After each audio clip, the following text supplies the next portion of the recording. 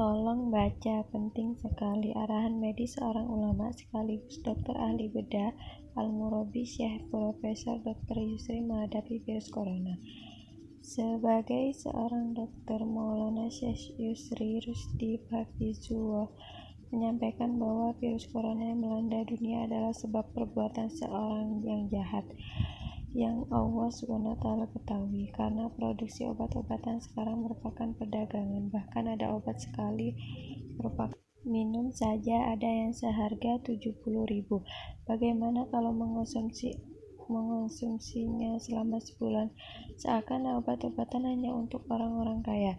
Dan janganlah khawatir, karena rencana buruk akan kembali pada mereka yang berbuat. Sementara kita tidak punya pilihan kecuali menghadapi bahaya ini dengan 1. Tidak berlebihan menggunakan obat-obat pembersih seperti alkohol, detol, karena obat-obat itu bisa memusnahkan bakteri-bakteri baik yang bermanfaat, menjaga kita dari bakteri-bakteri jahat.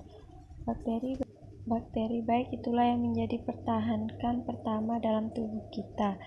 Sebagai seorang dokter, aku tidak pernah memasukkan detol ke rumahku, juga tidak pernah membeli alkohol. Cukup dengan menggunakan air secukupnya. Apabila kamu berwudu biasa dan mencuci tanganmu yang kamu lakukan 5 kali dalam sehari, maka kamu aman. Apabila ditambah dengan sabun sebelum dan sesudah makan, maka itu lebih dari cukup. Karena air tidak membunuh bakteri baik, sementara obat-obat pembersih membunuh bakteri yang baik dan yang buruk, sehingga tanganmu tanpa pasukan penjaga. Ketahuilah bahwa semua organ tubuhmu ada dihuni bakteri. Sampai kotoran tahi terdiri dari 70% bakteri, 10% sel mati, dan 20% adalah sisa makanan. Menunjukkan bahwa kita dijaga Allah SWT dengan begitu banyak pasukan.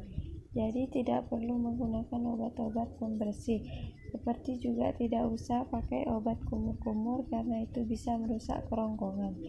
Cukup bersiwak atau sikat gigi, membersihkan sisa makanan setelah makan seperti tandil, membuang sisa makanan yang menyangkut antara gigi dengan benang, dan lain-lain, seperti yang diajarkan Sayyiduna Rasulullah SWT.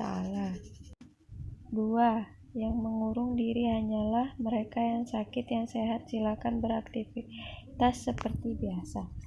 Tidak perlu ketakutan atau saling menakuti. 4.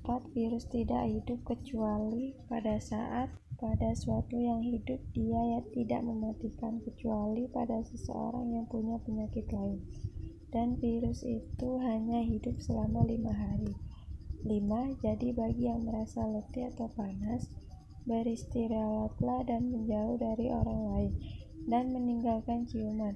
Jangan menggunakan alat makan atau minum bersama-sama, tapi gunakanlah alat pribadi, dan itulah yang mestinya kita lakukan sepanjang waktu. 6. Ini hanya sementara, insya Allah akan hilang. Ketika udara panas, virus akan mati. 7. Umat Islam tidak takut mati.